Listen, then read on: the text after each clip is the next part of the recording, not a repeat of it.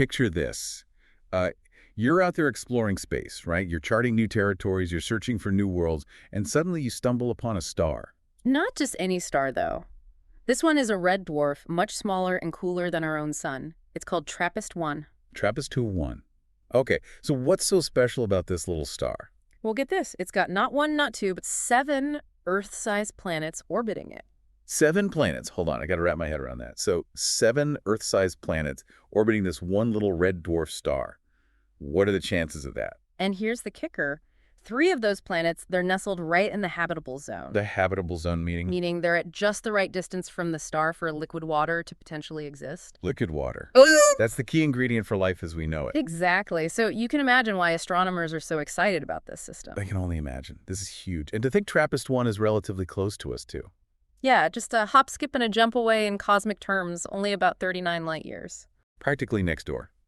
So we've got this system with 7 Earth-sized planets, 3 of which are potentially habitable. This is mind-blowing stuff, folks. Welcome to Cosmos in a Pod, the Space and Astronomy series. Please like, comment, share, and subscribe. It's a goldmine for scientific discovery. Okay, so let's break this down a bit. We've got 7 Earth-sized planets, 3 in the habitable zone, but what else makes TRAPPIST-1 so unique? Well, let's start with the star itself. Red dwarfs, like I said, they're much smaller and cooler than our sun. So if the star is cooler, does that mean the habitable zone is closer in? You got it. The habitable zone around a red dwarf is much tighter than the one around our sun. Wait. Meaning the planets in the TRAPPIST-1 system, they're all huddled up close to their star. Their orbits are much smaller. So how long are we talking about for a year on one of these planets? Think days, not years. Jeez, wow. That's a fast-paced life. And here's where things get even more interesting. These planets are tidally locked to their star. Tidally locked. Now, that's a term I haven't heard in a while. Remind me what that means. It means that one side of the planet is always facing the star, just like how the same side of our moon always faces the Earth. Oh, yeah, so there's an eternal day side and an eternal night side. Exactly. One side bathed in perpetual sunlight, the other shrouded in perpetual darkness. I can't even begin to imagine what kind of impact that would have on a planet's environment. You're talking extreme temperature differences. The day side could be scorching hot, potentially too hot for liquid water to exist on the surface, while the night side would be frigid and frozen solid. So no chance of life on either of those extremes, right? But what about the area in between? You're thinking of the Twilight Zone, the region between the extremes. Right on the edge of light and darkness. Exactly. In this zone, temperatures might be more temperate, potentially just right for liquid water to exist, and maybe even for life as we know it. Okay, so let's dive into some of these potentially habitable planets. First up, we have TRAPPIST-1 Green. This one caught my eye because it's been described as a potential water world. And for good reason. It's the furthest out of the 3 potentially habitable planets, and based on its density, scientists believe it could be covered in a vast global ocean. A global ocean? Are we talking like Earth's oceans or something even bigger? Think bigger, much bigger. Some scientists believe TRAPPIST-1G's ocean could be even larger than all of Earth's oceans combined. Whoa, that's a lot of water. But if the surface is frozen solid, how can there be a liquid ocean? It's a subsurface ocean hidden beneath a thick layer of ice. Like Europa, one of Jupiter's moons. Exactly, except much, much larger. So even though it's icy on the surface, there could be a whole hidden world teeming with life beneath the ice. That's the hope. And if there are hydrothermal vents on the ocean floor like those found on Earth, they could provide the energy and nutrients needed for life to thrive even without sunlight. That's fascinating. Okay, so we've got this icy ocean world with the potential for life. What about TRAPPIST-1? This one has been dubbed the eyeball planet. That's a pretty accurate description. It gets its nickname from the way scientists think it might look. Imagine a giant icy world with a single unblinking eye staring out into space. Okay, I'm intrigued. That eye? That eye is a massive ocean of liquid water formed where the star's heat has melted the ice. So you've got this icy world with a giant ocean on one side. That's a pretty unique setup. It's thought that this ocean could cover a significant portion of TRAPPIST-1's surface. Wow. Does that mean it could support life? Water is essential for life as we know it, and TRAPPIST-1 has plenty of it. But we need more than just water. Life also needs energy and nutrients. and with only a sliver of the planet exposed to perpetual twilight. It's unclear where those would come from. So maybe life on TRAPPIST-1F would have to adapt to a world of dim light and limited resources. It's hard to even imagine what that would look like. That's the beauty of exploring other worlds. We have to be prepared for the unexpected. Life might take forms that we can't even comprehend.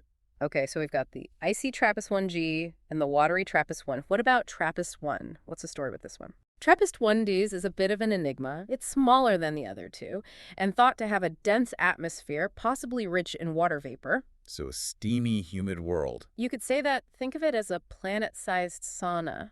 Okay, not exactly my ideal vacation spot. Yeah. But could anything survive in that kind of environment? It's tough to say for sure. The day side of TRAPPIST-1D is likely scorching hot thanks to a runaway greenhouse effect, but the night side, or even the Twilight Zone, could be more temperate. Runaway greenhouse effect. That doesn't sound good. It basically means that the planet's atmosphere is trapping heat, causing temperatures to spiral upwards. So maybe life could find refuge on the cooler night side or in the Twilight Zone of TRAPPIST-1D. Or maybe it's evolved to tolerate the intense heat and humidity. Exactly. We just don't know enough yet to say for sure. That's what makes it so exciting. The possibilities are endless. It's amazing to think about. All these different worlds, each with its own unique characteristics and potential for life. It really makes you realize that our solar system is just one tiny example of what's out there. The universe is full of surprises. That it is. Well, folks, we've just scratched the surface of the TRAPPIST-1 system.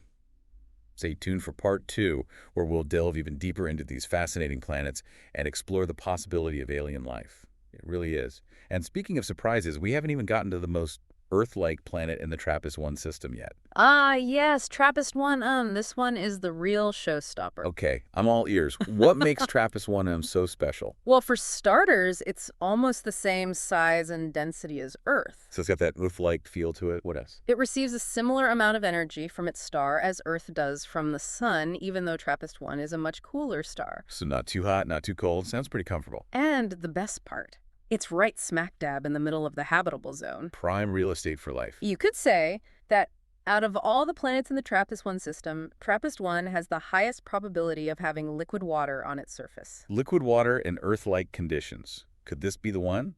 The planet where we finally find evidence of life beyond Earth? It's certainly a possibility. And if you think about it, the TRAPPIST-1 system is billions of years old. Billions. Yeah, that's a lot of time. A lot of time for life to potentially emerge, evolve, and who knows, maybe even develop intelligence. Okay, now you're getting my imagination going. Are we talking alien civilizations here? I wouldn't rule it out. Think about it. Life on Earth took billions of years to evolve from single-celled organisms to the complex diversity we see today. Given enough time and the right conditions, who's to say what could have happened on TRAPPIST-1? It's mind-boggling to think about civilizations rising and falling, technologies evolving, maybe even interstellar travel. It's like something out of a science fiction movie. It's definitely a tantalizing thought. Yeah. And it raises so many questions. What would their culture be like, their technology? Would they be anything like us? We can only speculate for now, but the fact that the possibility exists is incredible. It makes you realize how much we still don't know about the universe. Exactly. And that's what makes it so exciting. There's so much left to discover. Speaking of discoveries, the James Webb Space Telescope is already observing the TRAPPIST-1 system. What kind of information are we hoping to get from that? Well, the James Webb Telescope is a powerful instrument.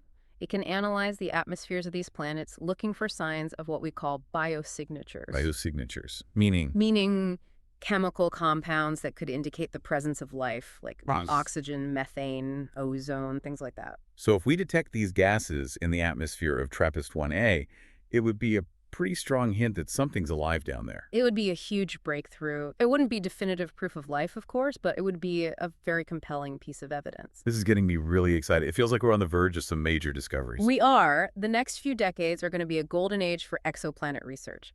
With new telescopes and instruments coming online, who knows what we might find? I can't wait to see what the future holds. Okay, so we've talked about the potential habitability of these planets and the possibility of alien life. But let's not forget about the challenges they face. Red dwarf stars like TRAPPIST-1, they're known for being a bit volatile. That's right.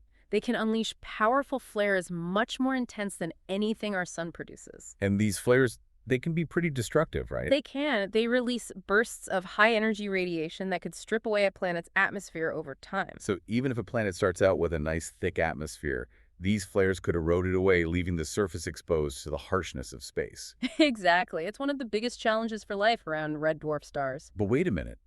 Doesn't Earth have a protective shield? Something that deflects radiation from the sun. You're thinking of Earth's magnetic field. Right. So could a planet like TRAPPIST-1m have a magnetic field strong enough to protect it from these flares? That's the million-dollar question. If it does, it could potentially shield its atmosphere and maintain a habitable environment. But if not, the flares could pose a serious threat to any life that might exist there. It's like a cosmic game of chance. Fingers crossed that TRAPPIST-1m has a strong magnetic field. And if it does, can you imagine the auroras? They would be spectacular. Oh yeah. With a strong magnetic field interacting with those intense flares, the auroras on TRAPPIST-1m would be something to behold. It would be like a permanent light show in the sky. A breathtaking sight to see. Now, remember we mentioned earlier that the TRAPPIST-1 system is incredibly old, about 8 billion years. Twice as old as our own solar system. Yeah, that's ancient. Exactly. And that got scientists thinking about the possibility of what they call extinct biospheres. Extinct biospheres. What does that mean? It means that life might have existed on these planets in the past, but is no longer present today. So like ancient civilizations that rose and fell long ago, leaving behind only traces of their existence. Precisely. It's a fascinating concept to consider. Maybe there were once thriving ecosystems on these planets, teeming with all sorts of strange and wonderful creatures. And maybe those civilizations developed advanced technologies, explored their solar system, maybe even ventured out into the galaxy. Who knows? The possibilities are endless. But even if life is no longer present on these planets, we might still be able to find evidence of its past existence. Like fossils or ruins or some other telltale signs that life was once there. Exactly. It's a long shot, of course, but it's a possibility that scientists are taking seriously. It's like being a cosmic archaeologist searching for clues to the past. It's a reminder that the universe has a long and complex history and we're just beginning to piece it together. And who knows what secrets the TRAPPIST-1 system might hold. It's a treasure trove of scientific potential. Well said. I think we've covered a lot of ground in this deep dive into the TRAPPIST-1 system. We have. From the possibility of alien life to the challenges of red dwarf stars, it's been a fascinating journey. And it's not over yet. Stay tuned for part 3, where we'll take a closer look at the unique characteristics of each potentially habitable planet in the TRAPPIST-1 system and discuss what the future holds for our exploration of this remarkable star system. Okay, so we've explored the potential for life on these planets, talked about the challenges they face, and even considered the possibility of long-gone civilizations. But now I want to dive into the specifics. What makes each of these potentially habitable planets unique? Well, let's revisit TRAPPIST-1G, the icy giant. It's thought to have a massive subsurface ocean, maybe even bigger than all of Earth's oceans combined. A hidden ocean world. What kind of life could exist in an environment like that? It's a question that has scientists buzzing. We know that life on Earth can exist in some pretty extreme places, like hydrothermal vents on the ocean floor where it's super hot and there's no sunlight.